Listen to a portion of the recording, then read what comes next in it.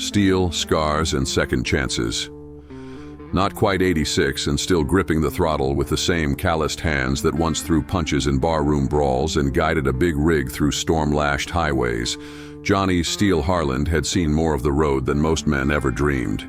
He rode like the wind owed him something. The Harley beneath him was more than metal and chrome. It was his heartbeat, his soul in motion. For decades, his life was a roaring blur of exhaust smoke, clinking whiskey bottles, roaring engines, and tattooed brothers with outlaw hearts. A legend in the biker world, he was equal parts feared and respected. The patches on his cut told tales of loyalty and loss, of fights survived and bonds broken. He had a family once, blood family, a wife, 2 sons, and a daughter who once adored their rugged father. But they couldn't abide the life he chose. The Harleys, the booze, the fights, the endless highways, the loneliness between stops. They turned their backs on him. He remembered the last Thanksgiving, nearly 3 decades ago, when his daughter told him not to come around anymore. Said the grandkids didn't need that kind of influence. She didn't even cry when she said it. So he rode, kept moving, became a ghost in the rearview mirror of his own life. But something changed 32 years ago. One night in a nameless motel on the outskirts of Tulsa, a bottle of bourbon in one hand and a revolver in the other, Johnny hit his lowest gear. The road had run out, but instead of ending it, he made a promise to the mirror. He poured the bourbon down the sink, unloaded the gun, and walked out into the first light of morning, a new man, sober and silent. And he stayed that way. He kept riding, kept trucking across states, but now with clarity.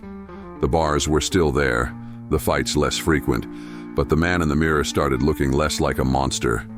Then, years later, at a roadside diner outside Flagstaff, she walked into his life.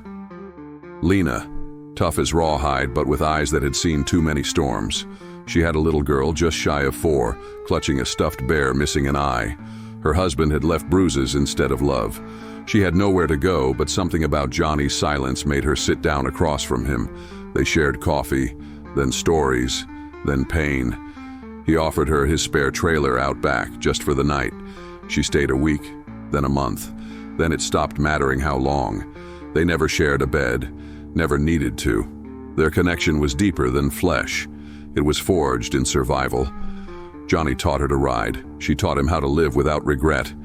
The little girl called him Pop Pop one day, unprompted.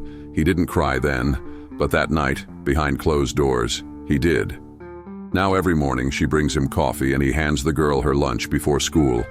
They live single lives under separate roofs, but they are family in every way that counts.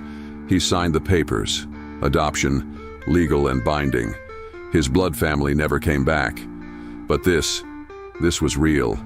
His legacy, his tools, his Harley, even the old rig parked in the field, it would all go to Lena and the little one. Because in the end, steel and scars had brought them all together. Johnny may ride alone down the highway, wind screaming in his ears and the sun setting behind his back, but he is not alone anymore.